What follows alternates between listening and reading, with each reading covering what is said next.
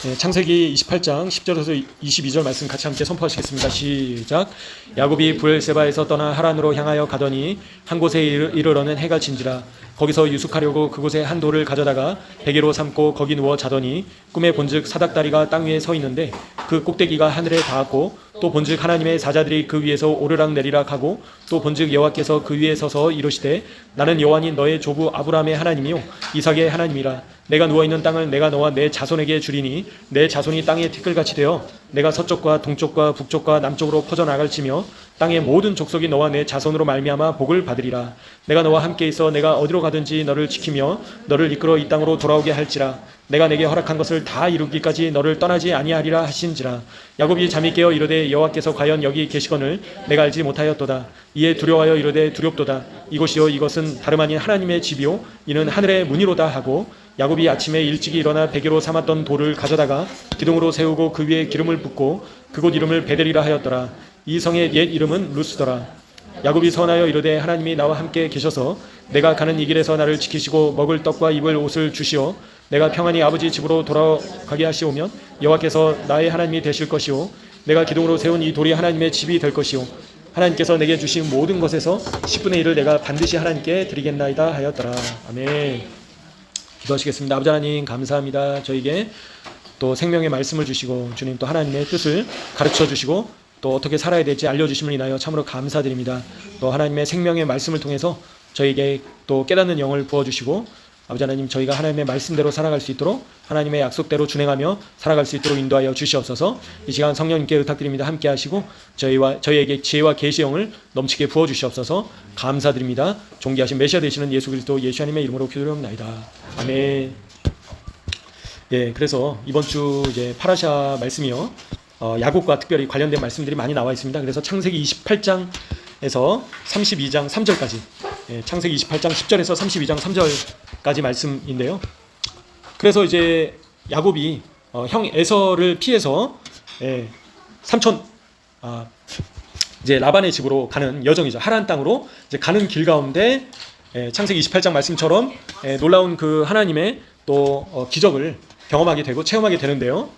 그래서 이 땅이 이 꿈을 꾸었던 땅이 어떤 땅입니까? 바로 베델이죠. 베델은 무슨 뜻이죠? 베이트 엘로힘, 곧 하나님의 집이라는 뜻입니다. 그죠? 그래서 야곱 할아버지가 그곳 이름을 베델이라 하였더라. 이제 그렇게 이제 말하는데요.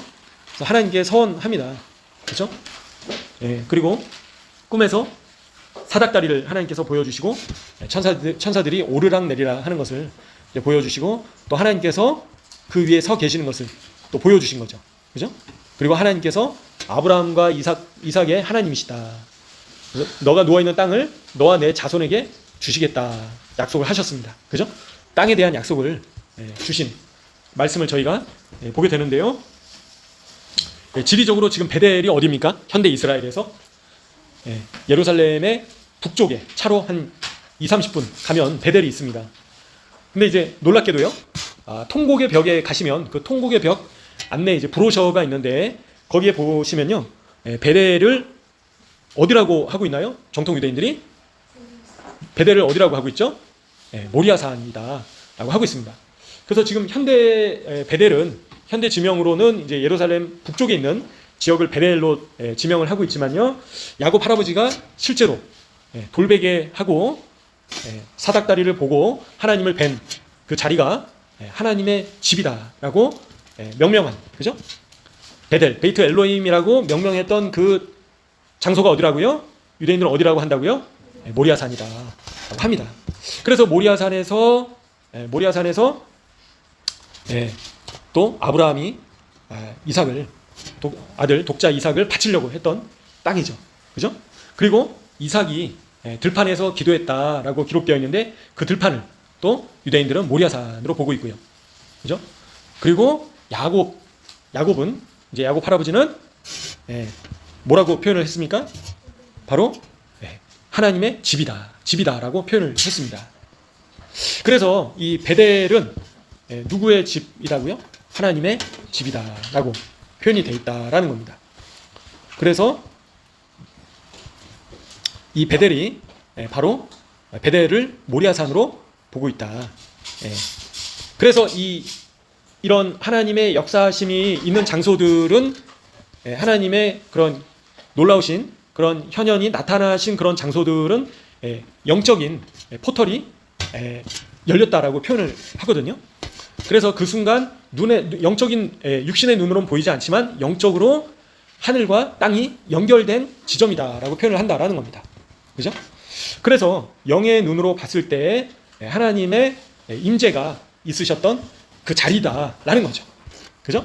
근데 그 자리에 700년 뒤에 어떤 일이 일어납니까? 약 700년 뒤에 실제로 누가 하나님의 집을 짓습니까? 네, 솔로몬 왕이 모리아산에다가 하나님의 집 하르하바이트, 그죠? 네, 한글로 하면 집산입니다. 하르하바이트. 하르는 산이고요. 하바이트는 이제 집이거든요. 그래서 그 집, 바로 하나님의 집을, 하나님의 전을 솔로몬 왕이 야곱 할아버지로부터 약 700년 뒤에 하나님의 집을 짓게 되죠. 그게 솔로몬 왕이 자기 마음대로 지었나요? 그게 아니라 하나님께서 명령하신 대로, 하나님께서 원하시는 대로 그 자리에다가 성전을 지었다라는 겁니다. 그래서 그 자리는 어떤 역사가 있었는지 저희가 예전에도 살펴봤었죠. 하나님의 영광이 나타나시고 하늘에 불이 떨어지고, 그죠? 하나님의 영광이 성전 안에 가득함으로 인해서 제사장들이 성전 안으로 들어갈 수 없을 정도로 하나님의 영광이 충만했던 그 장소가 어디라고요? 바로 야곱 할아버지가 돌베개 했던 곳이다. 기름을 부은 곳이다 라는 겁니다. 그리고 또 누가 거기서 기름과 같이 부어지셨습니까? 바로 그 지역에서 누가 부어지셨죠? 바로 예수님께서 관제와 같이 부어지셨다라는 겁니다. 그래서 그 겟세마네 동산에서 돌아가시기 전에, 죽으시기 전에 간절히 기도하셨죠. 기름처럼 기름처럼 부어지셨다. 누가요? 예수님께서. 겟세마네의 뜻이 무엇이라고요? 기름을 짜다. 그래서 예수님께서 직접 기름처럼 관제로, 제물로 부어지셨다라는 겁니다. 어디서요? 바로 모리아산 그 주변에서요. 그래서 그 골고다 언덕이 바로 또 모리아산 바로 옆이죠. 감람산도 모리아산 옆이고요. 그래서 이 모든 것들이 영적인 이런 일련의 사건들이 다 연결이 돼 있다라는 겁니다. 그래서 하나님께서 야곱 할아버지한테 괜히 보여주신 것이 아니다라는 거예요. 그죠? 아브라함 할아버지에게 괜히 이삭을 바쳐라 라고 말씀하신 것이 아니다라는 겁니다. 그런 특별한 장소이다라는 거죠. 그래서 신명기 12장 5절에서도 하나님께서 뭐라고 하십니까? 자기의 이름을 두시려고 택하신 곳, 그 계실 곳이라고 표현이 되어 있다라는 겁니다. 그곳이 어디라고요? 바로 베델, 베이트 엘로힘, 하나님의 집, 곧 예루살렘이다라는 겁니다. 예루살렘은 곧 쌍수라고 말씀드렸죠. 하늘의 예루살렘과 땅의 예루살렘이 연결되는 지점이 바로 베델이다. 바로 야곱 할아버지가 돌베개 했던 곳이다 라는 겁니다. 물론 이제 고고학적으로 성서 지리적으로 거기가 베델이 맞냐 뭐 아니냐, 그죠? 그러면 복잡하게 이제 또 들어가야 되는데요. 근데 정통 유대인들은 모리아산을 베델로 보고 있다라는 겁니다. 참고적으로 물론 이제 출애굽한 이후에 또 위치가 달라질 수 있겠죠. 근데 야곱 할아버지가 돌베개 했던 장소를 바로 모리아산으로 보고 있다라는 걸 참고적으로 말씀드리겠습니다. 그래서 하나님의 현현이 나타나시고 하나님께서 아브라함 할아버지에게 약속을 주시고 이삭에게 약속을 주시고 야곱 할아버지까지도 약속을 주셨던 그 땅이 바로 모리아산과 바로 이 약속의 땅 이스라엘이다라는 겁니다. 그리고 누가 이 땅에 계신다고요? 바로 하나님께서 거하실 곳이다. 누가 택하셨다고요? 하나님께서 택하셨다. 누구의 이름이 이 땅 가운데 있으시다고요? 하나님의 이름이 이 땅 가운데 있으시다. 누가 그렇게 하신다고요? 하나님께서 그렇게 하시겠다라는 겁니다. 하나님께서 이 땅을 택하신 거예요. 그죠? 그리고 아브라함과 그의 자손들에게 영원토록 이 땅을 영원토록 주시겠다라고 약속을 하신 것입니다. 그죠? 누구를 통해서요? 이삭을 통해서. 이스마엘이 아니라 이삭을 통해서 이 땅을 영원토록 주시겠다라고 분명히 약속을 해주셨다라는 겁니다. 그 약속을 누가 이어받았습니까? 에서가 받았나요? 아니라 야곱이 받았다라는 겁니다. 그죠? 그래서 야곱을 통해서 이스라엘이라는 이름까지도 하나님께서 주셨다라는 거죠. 그래서 시편 48편 말씀을 보셔도요. 우리 하나님의 성 거룩한 산에서 극진히 찬양 받으실 것이다 라고 시편 기자가 선포하고 있습니다. 그죠? 우리 하나님의 성이 어디라고요? 바로 시온산, 시온성. 예. 거룩한 산이 어디라고요? 바로 시온산. 그죠? 극진히 찬양 받으시는 분이 누구시라고요? 하나님이시다. 예. 터가 높고 아름다워서 온 세계가 즐거워하게 된다라는 겁니다. 그날이 언제라고요? 예수님께서 재림하신 다음에 큰 왕의 성, 그 성이 어디라고요? 바로 예수님의 성, 시온성이다. 시온산이 그러하도다. 여호와 하나님은 위대하시니 극진히 찬양 받으실 분이시다라고 시편 기자도 고백을 하고 있다라는 겁니다.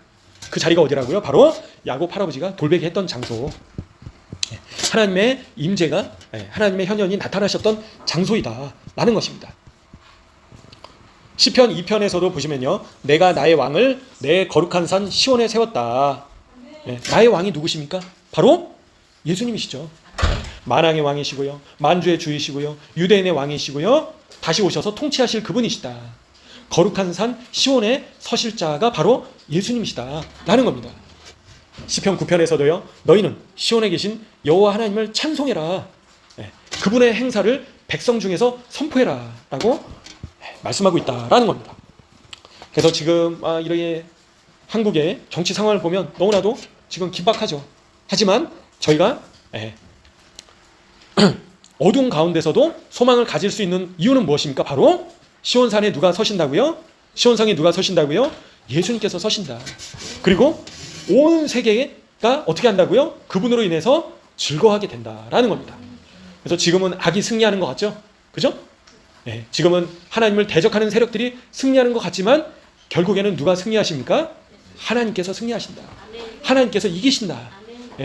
그래서 저희는 어떤 상황이 온다 하더라도, 그죠? 환란이 온다 하더라도 결국엔 누가 승리하신다고요? 아버지 하나님께서 승리하신다. 그러면 왜 하나님께서 이런 어두운 상황들을 허락하셨을까요? 그죠? 사사기 말씀을 보시면 나와 있습니다. 항상. 그죠? 하나님을 떠나서 우상을 숭배하고, 그죠? 하나님을 떠나서 세상으로 향하면 하나님께서 누구를 보내신다고요? 대적들을 허락하신다. 그죠? 그러면 이스라엘 백성들이 어떻게 했습니까? 또 하나님께 자복하고 무릎 꿇고 울부짖으면서 회개하고 부르짖을 때 하나님께서 다시 살려주신다. 역사는 항상 반복되어 왔습니다. 그죠? 예수님께서 오셨을 때도 로마의 압제하에 있었던 거예요. 그죠? 근데 예수님께서 어떻게 하라고 하셨습니까? 그죠? 승천하시기 전에 뭐라고 하셨습니까? 그러므로 너희는 가서 모든 족속으로 제자를 삼아 아버지와 아들과 성령 이름으로 세례를 주고 내가 너희에게 분부한 모든 것을 가르쳐 지키게 해라. 그게 지상 사명이셨다라는 겁니다. 예수님께서 떠나시기 전에 마지막으로 명령하신, 당부하신 말씀이다라는 겁니다. 그렇죠? 그래서 수많은 믿는 성도들이 초대교회에 있었던 거예요. 그죠? 로마의 압제에 상대해서 칼 들고 나와서 육신적으로 싸웠습니까? 아니다라는 거예요. 그죠? 저희의 싸움은 혈과 육이 아니다. 뭐라고 하십니까? 영적인 싸움이다라는 겁니다. 그죠? 그래서 저희의 싸움은 혈과 육으로 싸우는 것이 아니라 영으로서 싸우는 것임을 보게 됩니다. 그래서 하나님께서 허락하시는 환난은, 고난은 저희에게 재앙입니까? 축복이다라는 겁니다. 그래서 하나님께서 저희에게 매를 드실 때는 감사함으로 받고, 그죠? 돌이키고 하나님께 부르짖고 나아가야 된다라는 겁니다. 저희가 미지근해지고 세상을 더 사랑하고 만몬을 숭배하고, 그죠? 그리고 하나님이 아닌 다른 것을 숭배할 때 하나님은 어떻게 하신다고요? 대적을 보내신다, 허락하신다라는 겁니다. 왜 그렇게 하실까요? 다시 돌이키게 하시려고, 회개하게 하시려고, 그죠? 그래서 재앙은 저주가 아니라 축복이다라는 겁니다. 마찬가지로 지금 전 세계에서 가장 뜨겁게 하나님을 부르짖고 주님께로 돌아오고 있는 나라가 어디입니까? 지금 어디입니까? 이란이다라는 겁니다. 이란, 그죠? 근데 이란이 이슬람 혁명이 언제 있었죠? 1979년도에 있었다라는 겁니다. 1979년도에 있었는데요. 그 당시에 1979년도 호메이니 혁명 이전에는 이란은 어떤 나라였습니까? 세속 국가였어요. 그죠? 세속 국가였습니다. 근데 이슬람 혁명 이후에 어떻게 됐죠? 이란 땅에 어마어마한 핍박과 환란이 찾아오게 됩니다.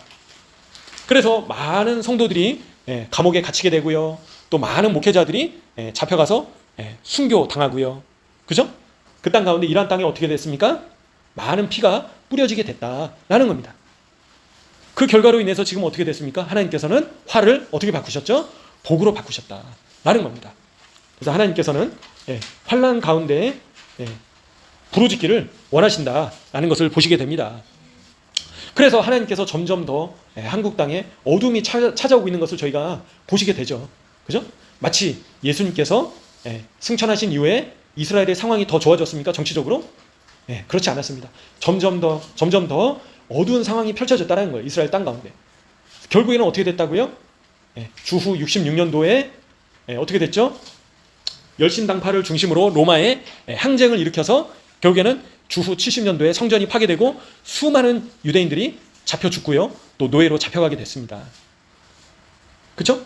그래서 정치적으로 더 어두운 시기로, 더 어려운 시기로 이스라엘이 들어가게 됐다라는 거예요. 부흥이 터졌는데도 불구하고요. 예루살렘에 수많은 믿는 자들이 있었다라는 겁니다. 그 당시에. 수많은 성도들이 있었던 거예요. 그런데도 불구하고 왜 하나님께서는 로마의 압제에서 독립을 허락하지 않으시고 더 로마가 핍박하는 것을 허락하시고 결국에는 이스라엘이 더 망하는 상황으로 들어가게 하셨을까요? 그죠? 이해가 안 되는 겁니다. 그 당시에 초대교회들이 더 부흥하고, 그죠? 더 많은 믿는 자들이 일어나고 했는데도 불구하고요. 결국에는 주후 135년도에는 어떻게 됐죠? 바르코크바 반란으로 인해서 완전히 이스라엘 땅 가운데 있는 유대인들의 씨가 마르게 되는 수많은 유대인들이, 수십만 명의 유대인들이 학살당하게 되는 상황까지 처하게 됩니다. 그래서 그 유대인의 피가 강물을 이뤄서 지중해 바다까지 흘러갔다라고 표현을 하고 있습니다. 그래서 대한민국 앞에 많은 지금 어려움이 있을 것이다. 많은 분들이 얘기를 하고 있는 거예요. 그죠? 환란과 핍박과, 그죠? 전쟁과 많은 어려움들이 펼쳐질 것을 이야기하고 있습니다. 또 그런 지금 상황들로 가고 있는 것을 저희가 보시게 되는 겁니다. 근데 하나님의 계획하심은 어떠하시다고요? 항상 선하시다. 이런 상황들까지도 허락하신 이유는 하나님의 선하신 인도하심이다. 그래서 환난 가운데 하나님의 자비하심과 긍휼하심이 부어질 수 있도록 저희가 더 기도해야겠습니다. 그래서 이런 어려운 상황 가운데 이제 점점 더 들어가겠죠. 그죠?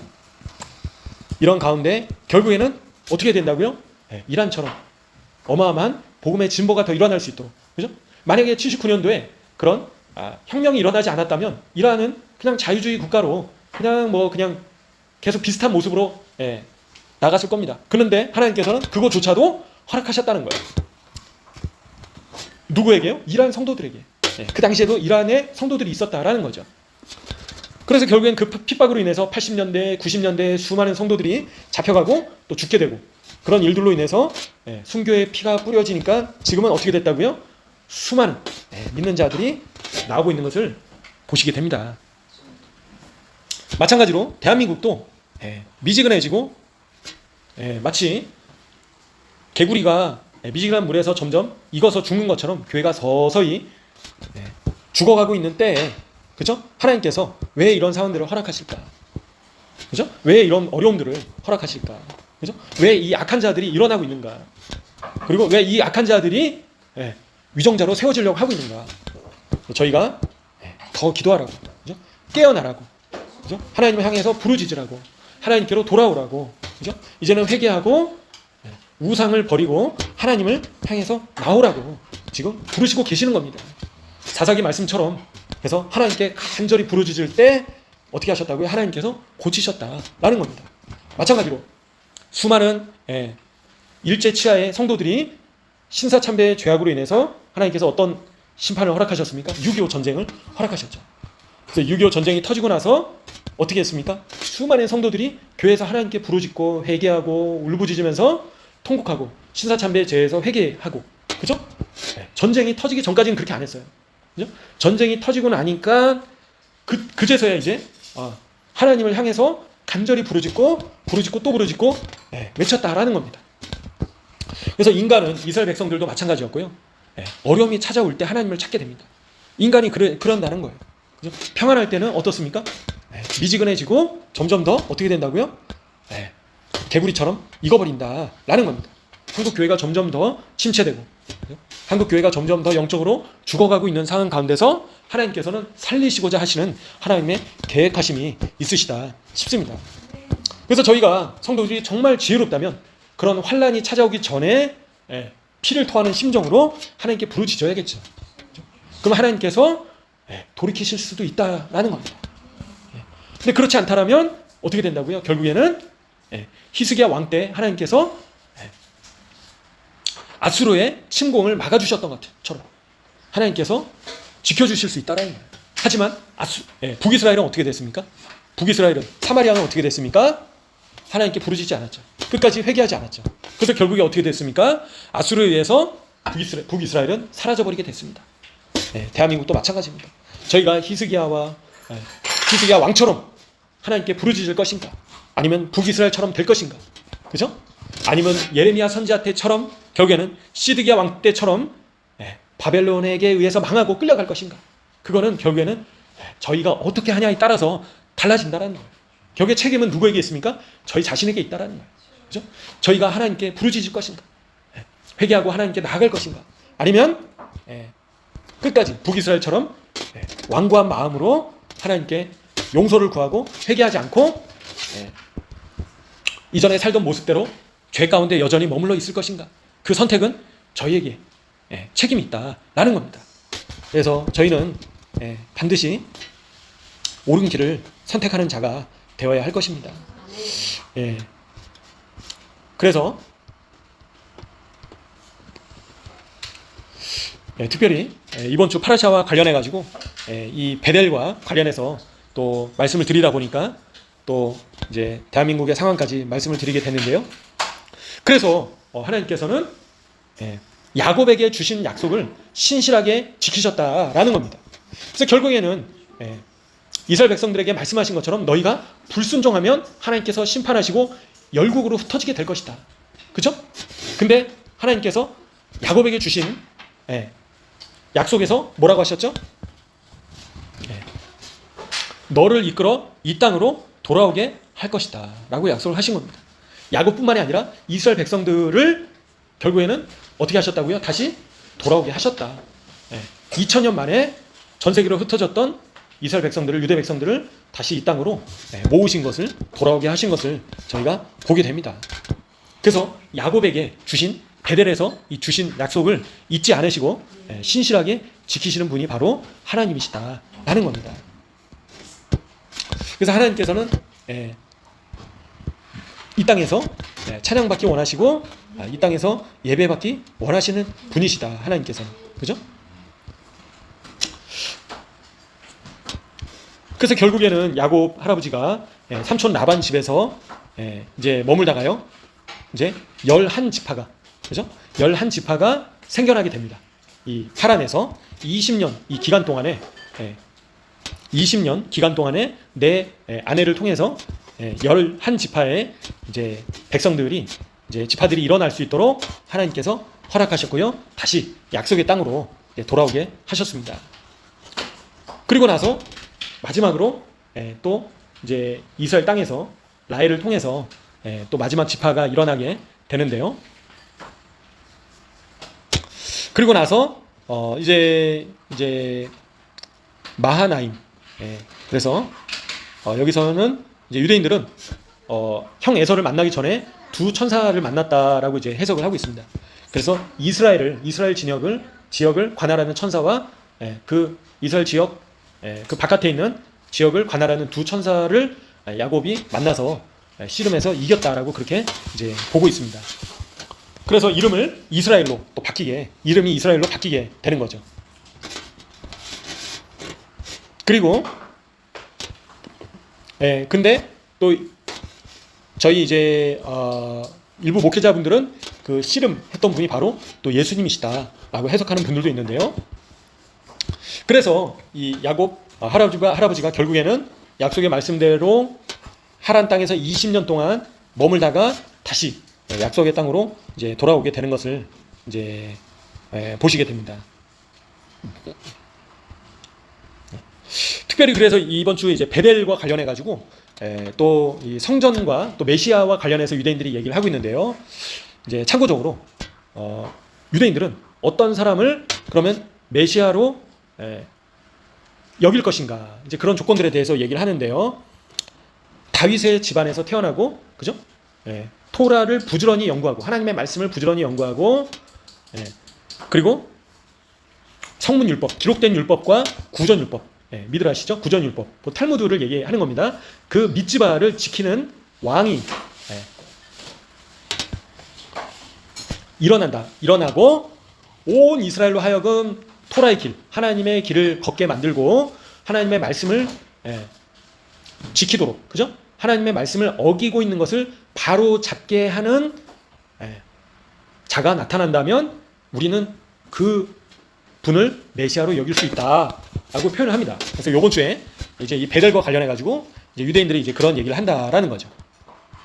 그리고 나서 그 메시아는 어떠한 일을 한다라고 본다라고요? 바로 그 메시아의 역할은 이 바로 베델 모리아산에 성전을 지을 것이다. 그렇게 본다라는 거예요. 그죠? 그 다음에 마지막으로 그 메시아가 어떤 일을 한다라고 본다고요?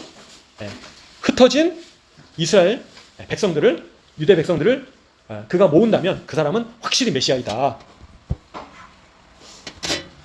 그리고 그 메시아는 온 세상으로 하여금 온 세상을 변화시키고 모든 열국의 나라들이 하나님을 섬기도록 하는 역할을 하게 될 것이다 라고 표현을 하는 겁니다. 이번 주에 유대인들이 베델과 관련해 가지고요. 재밌죠? 이분이 누구십니까? 예수님이시죠. 이제 아직 이게 가려져 있는 거예요. 그죠?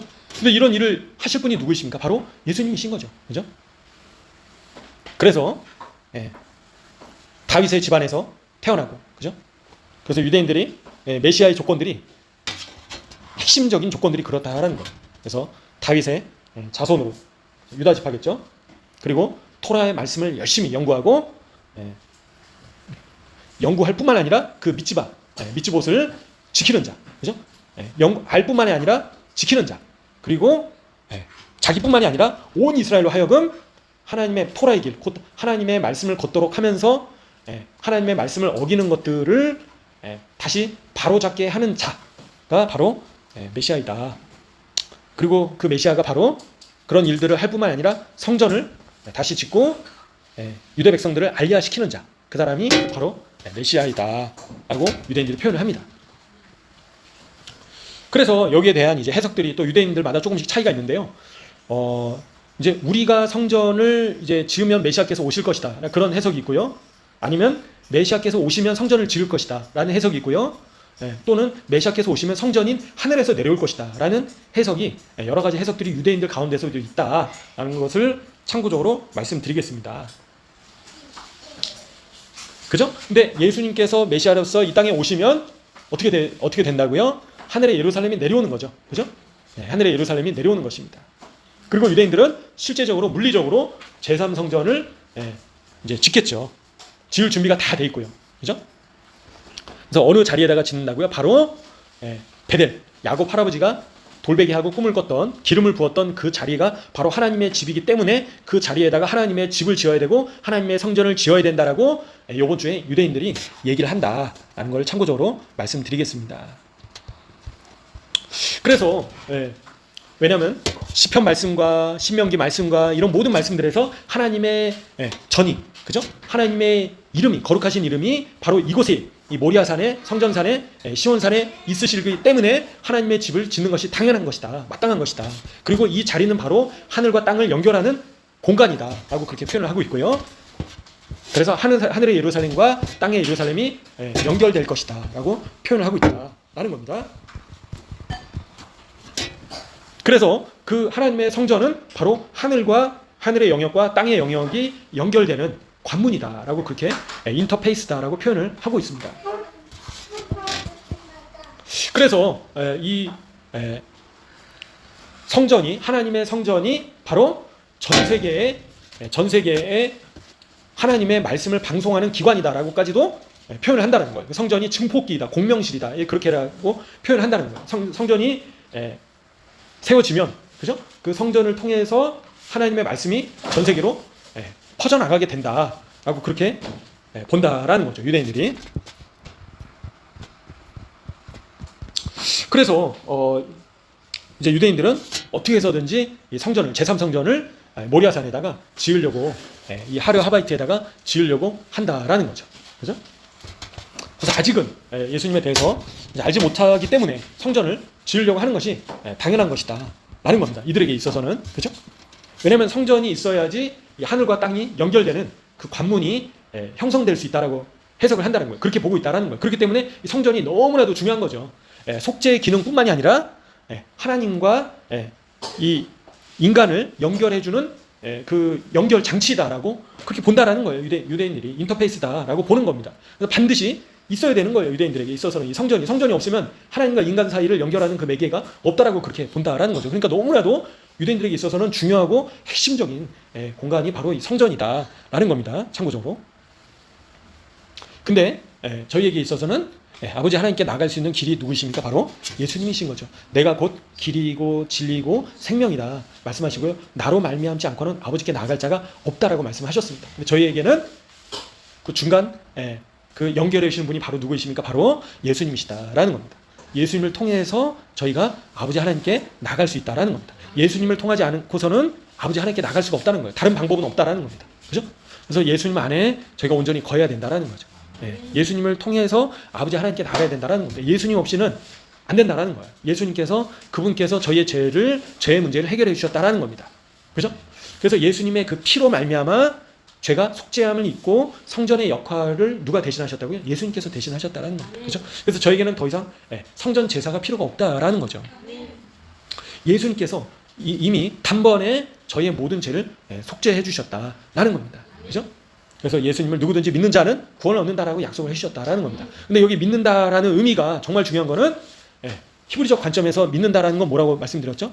반드시 행위가 수반돼야 된다는 거예요. 그죠? 바뀌지 않는 삶은 믿음을 증거하지 못한다라는 거예요. 가짜 믿음이다라는 겁니다. 그죠? 그래서 저희가 정말 믿었다라면 어떻게 된다고요? 삶이 바뀐 것을 보여야 된다라는 겁니다. 그래서 저희가 진정으로 예수님을 믿으면 삶이 어떻게 된다고요? 바뀔 수밖에 없다라는 겁니다. 자연스럽게 진정한 믿음은 삶을 변화시킨다라고 표현을 하고 있다는 거예요.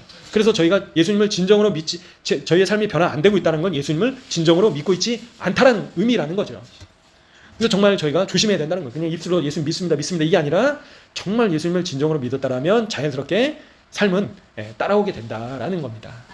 그래서 저희의 삶이 변화되지 않았다는 것은 저희가 아직 믿음이 완성되지 않았다라는 거죠. 발만 담가놨다라는 겁니다. 두렵고 떨림으로 구원을 이뤄야 된다라는 겁니다. 주님 제대로 믿게 도와주십시오. 그죠? 가짜 믿음이 아니라 믿는 척이 아니라 종교적인 행위가 아니라 진짜 믿게 진정으로 예수님을 믿을 수 있게 도와주십시오. 라고 기도하고 그 열매로 저희의 삶이 변화돼야 된다라는 거예요. 그죠? 그래서 이 성전을 그래서 유대 백성들이 지으려고 간절히 지금 애를 쓰고 있다라는 겁니다. 그래서 이 성전, 세 번째 성전, 3차 성전은 영원히 지속될 것이다 라고 본다는 거예요. 유대인들은. 그죠? 너무나도 중요하다는 겁니다. 그래서 저희가 막연히 뭐 유대인들이 있어서 성전이 중요하다. 그렇게 정도가 아니라 이들에게 있어서는 필수 불가결한 반드시 있어야 되는 반드시 있어야만 되는 대상이다라는 겁니다. 성전이 없으면 안 된다는 거 이들에게 있어서는. 그래서 이제 그런 것들을 참고적으로 말씀을 드리겠습니다. 그래서 성전이 세워지면 전 세계가 신성한 창조물인 것을 느끼게 될 것이다라고 표현을 한다라는 거죠. 이 3차 성전으로 인해서 세상이 정화될 것이다. 그래서 온 세상이 할아버지 야곱의 목소리에 공명하게 될 것이다 라고 그렇게 표현을 한다라는 거죠. 그래서 이번 주 이제 파라샤와 관련해서 베델과 관련해서 유대인들이 성전을 또 강조해서 이야기한다라는 것을 참고적으로 말씀을 드렸습니다. 그래서 저희가 헬레니즘 영향 때문에 뭐 땅이 중요하냐, 영적인 것만 중요하지, 그게 아니라 땅과 육신과 그래서 히브리적 관점에서는 영육혼을 분리할 수 없다라고 얘기를 하는 겁니다. 그래서 땅과 하늘이 같이 연결되고 같이 가야 된다라는 겁니다. 그래서 저희가 간절히 또 기도해야 될 것이 이 모리아산이 정결하게 될 수 있도록, 그죠? 하나님의 이름을 두신다고 한 그 장소가 이제는 하나님을 예배하는 또 장소가 될 수 있도록 또 저희가 기도해야겠습니다. 그죠? 그리고 특별히 하나님을 천년 동안 하나님을 예배하고 하나님을 찬양했던 장소이기 때문에 이 땅이 온전히 이제는 회복될 수 있도록, 그죠? 아브라함과 이삭과 야곱에게 주신 이 땅의 약속이 온전히 이제는 성취될 수 있도록 저희가 또 간절히 기도해야겠습니다. 그죠? 땅이 회복되면 어떻게 된다고요? 예, 열매가 맺혀진다라는 겁니다. 그죠? 땅이 회복되지 않으면 나무가 열매를 맺을 수 있나요? 땅이 죽어 있으면 열매 맺을 수 있나요? 예, 열매 맺을 수 없다라는 겁니다. 그래서 하나님께서 이 땅을 고쳐주시고, 그죠? 이 땅의 우상 숭배가 이제는 끊어지고, 그죠? 불신앙이 떠나가고, 예, 하나님을 경외하는, 하나님을 믿고 하나님을 경외하는, 그죠? 왕을 모시는 그 일이 이제는 일어날 수 있도록 저희가 이 땅에 있는 동안에 간절히 또 기도해야겠습니다. 그죠? 이 땅에 평강의 왕이 오실 수 있도록 기도해야겠죠. 그분께서 속히 자정하시사 이 땅에서 통치하시고, 그죠? 이제는 공의와 공평과 정의로 다스리실 수 있도록, 그죠? 악인들이 통치하는 시대가 이제는 끝날 수 있도록, 그래서 더 이상 악인들의 압제에서 이제 벗어나는 그 때가 도래할 수 있도록 저희가 간절히 기도해야겠습니다. 그래서 이 정치적으로 어려운 이 시기에 저희가 소망을 가질 수 있는 이유는 주님께서 오실 날이, 오실 때가 멀지 않았다라는 겁니다. 예수님께서 초림하실 때도 마찬가지였던 거예요. 초림하실 때도 어땠다고요? 정치적으로 너무나도 어둡고 암울하고, 그죠? 소망이 없었던 그런 때였다라는 겁니다. 역사는 반복된다고. 예수님께서 다시 오실 때도 당연히 그렇겠죠. 가장 어둡고 가장 환란이 심하고 가장 핍박이 심할 때 누가 오신다고요? 예수님께서 오신다. 그분께서 다시 오신다라는 겁니다. 그래서 저희는 결국에는 이 땅을 고쳐주시고 주님께서 속히 오실 수 있도록 저희가 기도해야겠습니다. 그래서 정치적으로 어둡고 암울하고 어려운 때로 들어가는 것 같고 이런 때에 저희가 소망을 가질 수 있는 이유는 진정한 왕께서, 평강의 왕께서 영원토록 통치하시러 곧 오신다 라는 그 사실 때문에 저희가 실망하지 않고 좌절하지 않고 소원을 잃지 않는다라는 것을 보시게 됩니다. 그래서 이 어려운 때에, 어려운 시기에 저희가 또 대한민국을 위해서 더 많이 이제 기도해야겠죠. 더 많이 기도하고요. 주님께서 속히 오실 수 있도록. 그리고 가장 중요한 것은 무엇입니까? 결국에 주님께서 많은 영혼들을 주님께로 이끌어 주시도록. 그죠? 저희가 설령 육신적으로 평안하고 육신이 살아있다 할지라도 평강 가운데 지옥으로, 육신이 평안하지만 지옥으로 떨어지면 소용이 있습니까? 소용이 없다라는 겁니다. 결국에는 구원을 받느냐 받지 못하느냐 그 차이인 것이거든요. 결국에는 저희의 육신은 죽음을 맞이한다 하더라도 저희의 영혼이 산다라면 그건 어떻게 된 거예요? 잘 된 거죠. 그죠? 근데 저희의 육신은 평안하고 잘 먹고 잘 살고, 그죠? 부유하고 한다 하더라도 지옥에 떨어지면 어떻다고요? 그것만큼 불행한 것이 없는 겁니다. 그죠?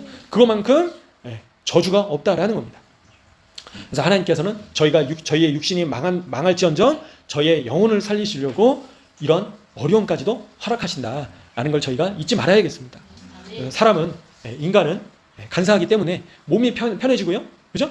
부유해지면 어떻다고요? 부자가 천국에 들어가기가 낙타가 바늘길에 들어가기보다 더 어렵다라고 말씀하시는 겁니다. 사람이 부해지고, 그죠? 여유가 생기고 그러면 어떻게 된다고요? 라오디게아 교회처럼 미지근해지게 된다라는 겁니다. 그래서 결국에는 지옥불에 떨어지게 된다라는 거죠. 하나님을 떠나고. 그래서 저희는 이런 어려움이 찾아오는 것들로 인해서 이상하게 여길 것이 아니라, 두려워할 것이 아니라 오히려 기뻐하고 감사하면서 저에게 승리할 수 있는, 끝까지 인내할 수 있는 믿음을 저에게 주시옵소서라고 기도하면서 준비를 해야겠습니다. 그래서 결국에는 저희의 육신은 죽는다 하더라도 저희의 영혼은 주님께로 갈 것이기 때문에 저희가 끝까지 인내하고 승리해야 된다라는 겁니다. 그래서 저희가 비록 정치적으로, 그죠? 승리하지 못한다 할지라도, 저에게 환란이 닥친다 할지라도 저희의 영혼이 지옥불에 떨어지지 않도록, 그리고 수많은 영혼들이, 잃어버린 영혼들이 주님께로 돌아올 수 있도록 저희가 더 기도해야겠다라는 겁니다. 그죠? 아무리 대한민국이 전 세계에서 가장 잘 먹고 잘 살고, 그죠? 선진국이 되고, 그리고 미국 다음으로 잘 사는 그런 나라가 G2가 된다 할지언정 지옥불에 떨어지면 그게 무슨 의미가 있습니까? 그죠? 라오디게아 교회처럼 교회들이 잘 먹고 잘 사고 부유하고 돈이 많고, 그죠? 그런다 할지언정 라오디게아처럼 미지근해져서 하나님을 떠나고 우상을 숭배하고 지옥불에 떨어지면 그게 의미가 있을까요? 의미가 없다라는 겁니다. 그죠? 그래서 저희는 교회가 더욱더 깨어날 수 있도록, 깨어나는 상황을 허락해 주시도록 기도해야 된다. 죄악으로 달려가고 있는 자식을 훈계하지 않는 부모가 어디 있겠습니까? 그죠? 죄를 저지르고 있는 자식을 매로 다스리지 않는 자식을 사랑한다라면 다 부모가 매를 든다라는 거예요. 그죠? 매를 빨리 맞고 돌이키는 것이 축복이다라는 겁니다. 매를 안 맞고 계속 죄악된 길로 달려가면 그 결국은 어떻게 된다라는 거예요? 사망이다라는 겁니다. 깜빵에 들어가는 거죠. 인생이 망하는 길로 간다라는 겁니다. 그죠? 죄를 짓고 있을 때 매를 맞고 돌이키는 것이 축복이다. 매 맞기 전에 돌이키면 가장 좋죠. 근데 돌이키지 않으면 하나님께서 매를 드신다라는 겁니다. 저희가 하나님께서 매를 드시기 전에 더 간절히 하나님께 부르짖고 돌이키고 매를 드셨을 때 빨리 회개하고 돌이킬 수 있도록 저희가 기도해야겠습니다. 그리고 환난 가운데서도 시온산에 자정하실 그분을 저희가 바라보면서 좌절하지 않고 실망하지 않고 이제는 그분께서 통치하실 날이 가까워 가고 있다. 그죠? 악인들이 지옥불에 떨어지고, 그죠? 압제가 더 이상의 압제가 사라지게 되고 공평과 정의로 이제는 평강의 왕께서 오고 계신다. 이제는 정의가 세워지고, 그죠? 그리고 하나님의 샬롬이 임하는 날이 점점 다가오고 있다라는 것을 저희가 소망해야겠습니다. 인간적인 방법으로는 그게 될 수 없는 겁니다. 그죠? 인간적인 방법으로 이 평화가 이루어지겠습니까? 안 된다는 거예요. 결국에는 궁극적인 해결은 그분께서 오셔야 되는 거예요. 바로 예수님께서 오실 때 이 모든 문제들은 해결이 될 수 있다라는 겁니다. 재밌는 거는요, 유대인들도 그런 얘기를 하는 거예요. 메시아께서 오셔야 된다, 빨리. 메시아께서 이 모든 문제를 해결하실 수 있다. 유대인들이 저한테 계속 얘기를 하는 거예요. 재밌게도. 얼마 전에도 우리는 메시아가 필요하다, 지금 저한테 얘기를 하는 겁니다. 지난주에도 메시아가 우리에게 필요하다고, 지금 빨리 메시아께서 오셔야 된다고. 유대인들조차 그렇게 얘기를 하는 거예요. 크리스찬들은 예수님 조금만 천천히 오세요. 네? 유대인들은 메시아 빨리 오십시오. 메시아가 빨리 오셔야 된다. 왜냐하면 지금 메시아가 오시면 이 모든 문제들을 해결할 수 있거든요. 유대인들이 오히려 그런 믿음이 더 있다라는 겁니다. 그죠? 그래서 저희의 궁극적인 해결 방법은 예수님뿐이 없으시다. 예수님만이 이 모든 문제들을 해결하실 수 있는 분이시다라는 겁니다. 로마의 황제가 그렇게 할 수 없었고요. 그죠? 그 당시에 유대의 열심당파가 그렇게 할 수 없었고요. 그죠? 오직 예수님만이 이 모든 문제들을 고치실 수 있으신 분이 바로 예수님이시다라는 겁니다. 그래서 저희는 더욱더 예수님을 바라보고 예수님께서 속히 오시도록 저희가 더 간절히 기도해야겠다 싶습니다. 그래서 이번 주 파라샤와 관련해서 저희가 또 야곱 할아버지와 또 하나님께서 주신 약속들, 또 베델 모리아산 대해서 살펴봤는데요. 또 그분께서 통치하실 날이 멀지 않다. 시온성에서 자정하셔서 통치하시고 찬양받으실 날이 점점 다가오고 있다. 영원한 평강이, 영원한 샬롬이 임할 날이 점점 오고 있다. 그래서 빛이 임하기 전에 가장 어둡다라고 하죠. 그죠? 새벽 이제 미명이 가장 어두울 때가 새벽 미명, 해 뜨기 직전에 가장 어둡다라고 하죠. 예수님께서 오시기 직전이 가장 어둡고 어렵고 환난의 때인 것을 저희가 보게 됩니다. 하지만 결국에는 위대하신 그분께서 하나님의 성, 하나님의 도성, 그죠? 거룩한 시온산, 하나님의 시온성에서 극진히 찬양받으실 날이 오고 있다라는 겁니다. 영원토록 쉬지 않고 찬양받으실 날이 점점 다가오고 있다라는 겁니다. 터가 높고 아름다워서 온 세계가 즐거워할 천년왕국이 점점 더 다가오고 있다라는 겁니다. 그죠? 그래서 나의 왕, 그죠? 하나님께서 나의 왕을 내 거룩한 산 시온에 세우셨다. 그죠? 바로 만왕의 왕, 만주의 주께서, 유대인의 왕께서 시온산에 서신다라는 겁니다. 그래서 너희는 시온에 계신 여호와 하나님을 찬송해라. 그분의 행사를 선포해라라고 이야기하고 있다는 거죠. 그죠? 그래서 저희가 예수님과 함께 시온산에 서서 여호와 하나님을 찬양하고, 그죠? 그분의 행사를 선포할 날이 다가오고 있다라는 거예요. 모든 악인들은 영원한 불구덩이에 던져지게 된다라는 겁니다. 더 이상 사단도 무적행에 갇혀지고 그 이후에는 영원한 불못에 던져질 날이 다가오고 있다는 겁니다. 모든 악인들은 이제 사라질 날이 점점 다가오고 있다라는 겁니다. 그래서 저희는 야곱 할아버지처럼 포기하지 않고 마하나임에서 승리했던 것처럼 끝까지 인내를 해야겠습니다. 이 씨름을, 그죠? 쉽게 좌절하고 포기하고 낙담하고 낙심하고 슬퍼하고 믿음이 사라지는 것이 아니라 끝까지 인내하고, 그죠? 이스라엘이라는 이름을 받을 때까지 어떻게 된다고요? 포기하지 말아야 된다. 그죠? 이스라엘 땅에 있는 것이 쉽지 않습니다. 그죠? 물론 한국 땅에서도 어렵지만요. 그래서 이 믿음의 경주를 저희가 중간에 포기해가지고 짐승의 표를 받고 짐승에게 경배하는 지옥에 떨어지는 일을 선택해서는 안 되겠습니다. 끝까지 인내함으로 승리하시는 한 분 한 분 되시기를 간절히 소원합니다. 메시아께서 곧 오신다는 믿음을 저희가 갖고 그분의 다시 오심을 더욱더 간절히 부르짖어야겠습니다. 이 시간 함께 또 이런 말씀들을 기억하시면서요, 환난 가운데 소망은 바로 주님이시다 라는 것을 저희가 기억하면서 이 시간 간절히 주님 앞에 기도하시면서 나가시면 좋겠습니다. 기도하시겠습니다. 주여 아버지,